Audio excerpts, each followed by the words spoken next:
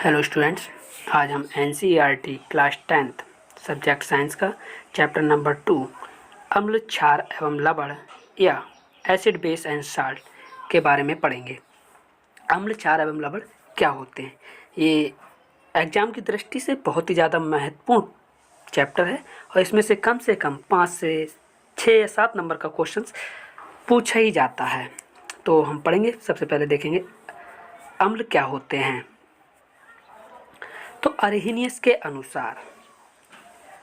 अनुसार वे हाइड्रोजन युक्त पदार्थ जो जलीय विलयन में हाइड्रोजन आयन देते हैं अम्ल कहलाते हैं, जैसे HCl, HNO3, H2SO4 आदि। HCl AQ का मतलब होता है एक्वस, मीन्स जलीय, मतलब हाइड्रोक्लोरिक अम्ल। HCl को हाइड्रोक्लोरिक अम्ल को जल में घोलने पर ये हाइड्रोजन आयन तथा क्लोरीन आयन में टूट जाता है।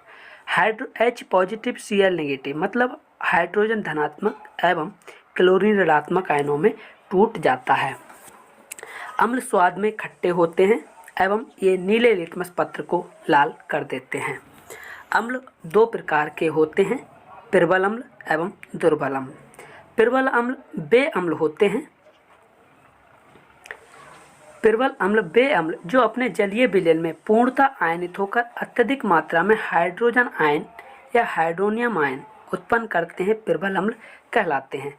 यह कह सकते हैं प्रबल अम्ल वे अम्ल होते हैं जो जलीय विलयन में अपने सभी हाइड्रोजन आयनों का त्याग कर देते हैं, प्रबल अम्ल कहलाते हैं। जैसे HCl हाइड्रोक्लोरिक अम्ल, HNO3 नाइट्रिक अम्ल, H2SO4 सल्फ्यूरिक अम्ल आदि हमारे प्रबल अम्ल हैं। ये जलीय विलयन में अपने सभी हाइड्रोजन आयनों का त्याग कर देते हैं। जैसे आप ऊपर रिएक्शन में देख सकते हैं, जैसे कि हमारी ये पहली रिएक्शंस जो है वो ठीक प्रबल अम्ल की रिएक्शंस है कि हाइड्रोक्लोरिक अम्ल जल में घोलने पर हाइड्रोजन आयन और क्लोरीन में अलग अलग टूट जाता है। मतलब हाइड्रोक्लोरिक अम्ल में जितने भी हाइड्रोजन थे वो अपने सभी आयनों का त्याग कर देता है और ये हमारे प्रबल अम्ल कहलाते हैं। नेक्स्ट है हमारा दुर्बल अम्ल। तो दुर्बल अम्ल कह रहे वे अम्ल जो अपने जलीय विलयन में पूर्णतः आयनित नहीं होते हैं तथा विलयन में कम हाइड्रोजन आयन या hydronium ion H3O positive ion प्रदान करते हैं, दुर्बल अम्ल कहलाते हैं। तो दुर्बल अम्ल यह कह सकते हैं वे अम्ल जो जलीय विलयन में, कहते हैं दुर्बल अम्ल वे अम्ल होते हैं जो अपने जलीय विलयन में सभी हाइड्रोजन आयनों का त्याग नहीं करते हैं, दुर्बल अम्ल कहलाते हैं। जैसे फॉर एग्जाम्पल में आपको बता दें, जैसे H2CO3 carbonic acid, H3PO4 phosphoric acid, H2SO3 sulphurous acid और CH3COOH एसिटिक एसिड ETC एसेप्ट्रा आदि, ये सभी हमारे दुर्बल अम्ल हैं। ये जलीय विलयन में अपनी सभी हाइड्रोजन आयनों का त्याग नहीं करते हैं, इसलिए इन्हें दुर्बल अम्ल कहते हैं। आई होप आपको समझ में आया होगा। नेक्स्ट है क्षार क्या होते हैं। क्षार अरहिनियस के अनुसार वे हाइड्रोक्साइड समूह युक्त पदार्थ जो जलीय विलयन में मुक्त हाइड्रोक्साइड मतलब OH नेगेटिव आयन देते हैं, OH नेगेटिव आयन देते हैं, क्षार कहलाते हैं। जैसे सोडियम हाइड्रोक्साइड NaOH, ये अपने जलीय विलयन में घुलकर Na पॉजिटिव जलीय plus OH negative hydroxide ion देते हैं, क्षार कहलाते हैं। या फिर आप कह सकते हैं क्षार वे यौगिक होते हैं जो जलीय विलयन में अपने हाइड्रोक्साइड आयनों का त्याग कर देते हैं, क्षार कहलाते हैं। ये दो प्रकार के होते हैं, प्रबल क्षार, दुर्बल क्षार।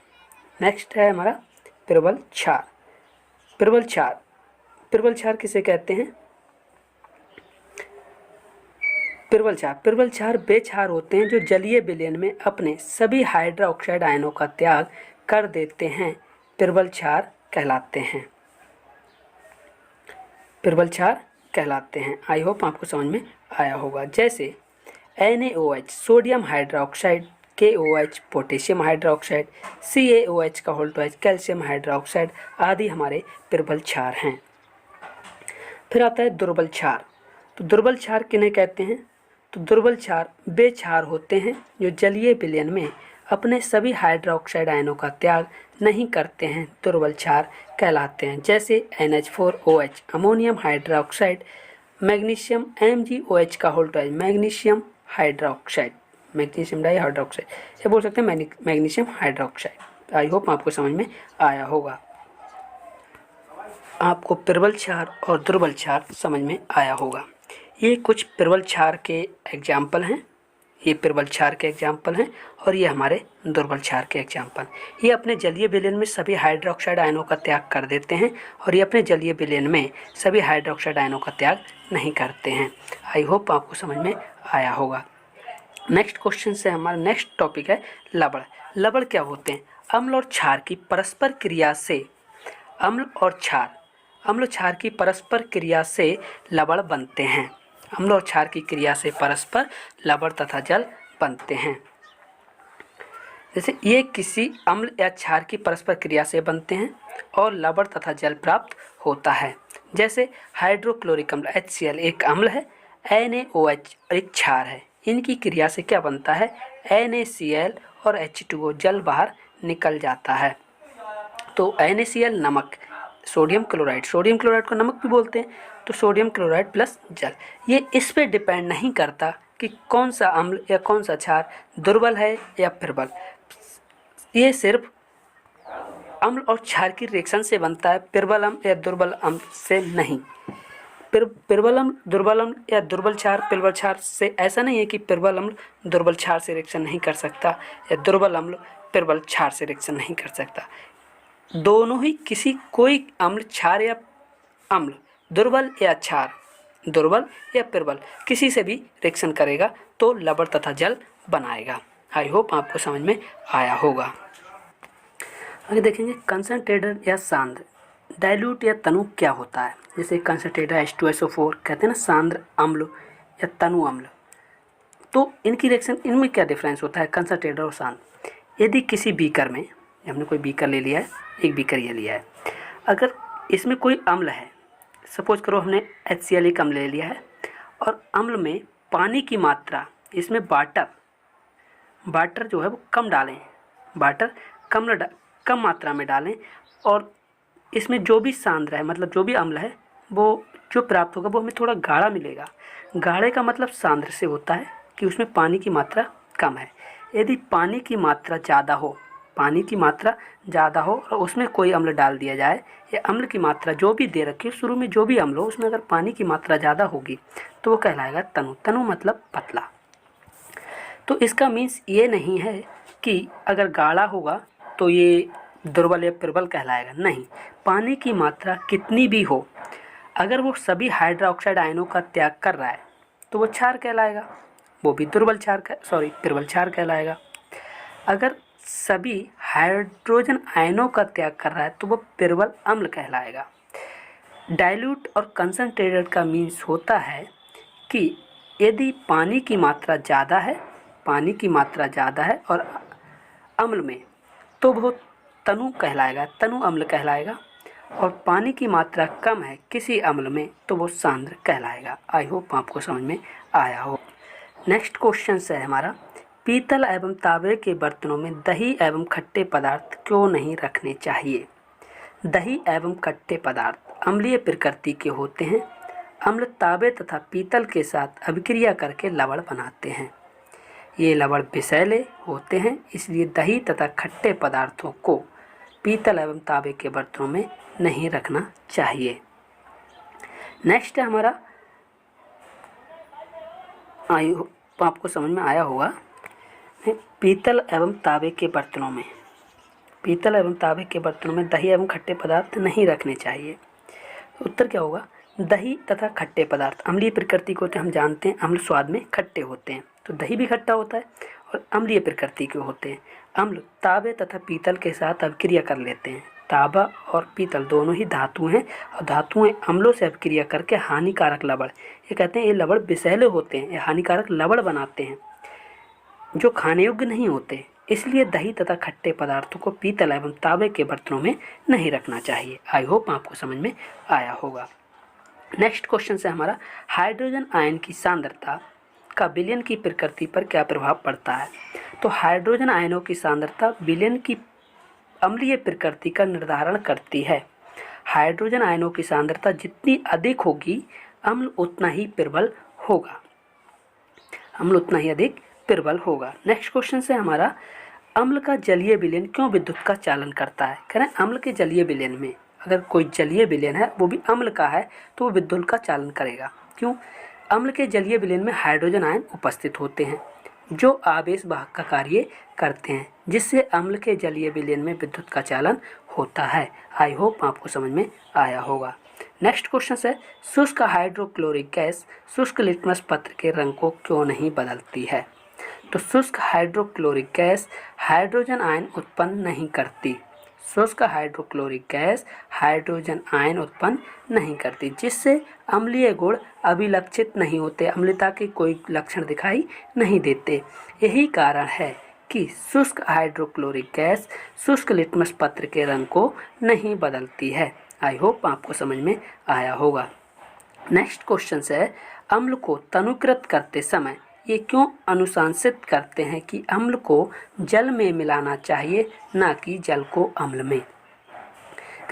अम्ल को तनुकृत करने के लिए, तनु मतलब पतला, अम्ल को डाइल्यूट, जो मैंने कि अभी पीछे बताया था, अम्ल को तनुकृत करने के लिए जल को अम्ल में कभी नहीं मिलाना चाहिए, क्योंकि जब अम्ल में जल मिलाया जाता है तो उत्पन्न होने वाली ऊष्मा अत्यधिक होती है, जिससे मिश्रण पात्र से बाहर आ सकता है तथा समीप खड़े व्यक्ति को हानि पहुंचा सकता है।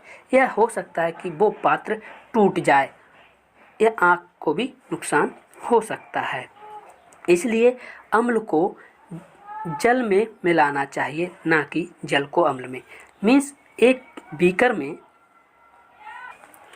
जैसा कि यहाँ एक देख सकते हैं, ये दो बीकर हैं, एक बीकर ये है, एक बीकर ये है। यहाँ हमने जल लिया है और अम्ल को जल में धीरे धीरे हिलाते हुए मिलाते हैं ताकि कोई नुकसान ना हो, क्योंकि ये बहुत ही तेज़ होता है और हो सकता है कि अगर हम ये वाला प्रोसेस अपनाते हैं तो हम जल भी सकते हैं। हो सकता है ये कांच का पात्र या जो भी पात्र है वो टूट जाए या इससे मिश्रण अपसलित होकर, मतलब उफन कर बाहर निकल आए, या हम पास में खड़ा व्यक्ति जल जाए। इसलिए ये प्रोसेस गलत होता है और ये वाला प्रोसेस मतलब जल में अम्ल को मिलाना चाहिए।